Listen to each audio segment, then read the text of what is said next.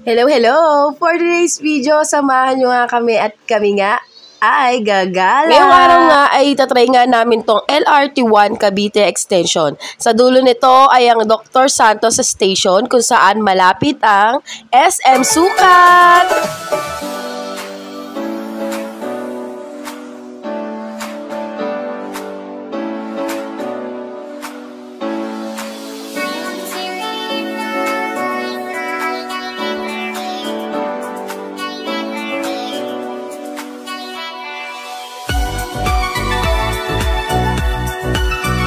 So, we're here na guys sa Dr. Santos Station. So, bumaba na nga kami ng LRT and now maglalakad tayo ng mga 2 to 3 minutes papunta sa SM City Sukat. Actually, hindi ka na maliligaw dito kasi pagbaba mo ng LRT, nakikita mo na yung mga tao na yan na naglalakad. Sundan mo lang yan. Maya-maya ay makikita mo nga ito, SM City Sukat, Building B.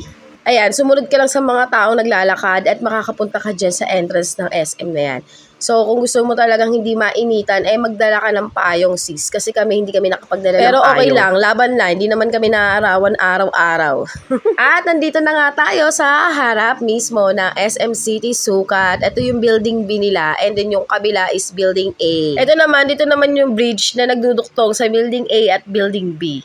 So, kapag pauwi naman kayo, dito naman din kayo ulit dadaan at pabalik kayo sa building B kung saan kayo pumasok. Actually, pauwi na kami nito at nagmumukmuk yung anak ko at gusto niya talagang bumili ng kitchen toys. So, pag pauwi naman kayo, ganun pa rin, maglalakad pa rin kayo dito sa street na to. Sundan nyo pa rin yung mga tao dyan na papunta dun sa LRT1. Totoo lang, ayos din pala talaga tong Cavite Extension na to ng LRT. Akalain mo yun, nakapunta kami dito sa SM Sukat na kahit hindi kami taga rito. So, that's all guys. Sana ay nag-enjoy kayo sa aking quick guide papunta sa SM Sukat using LRT1 Cavite Extension. Bye!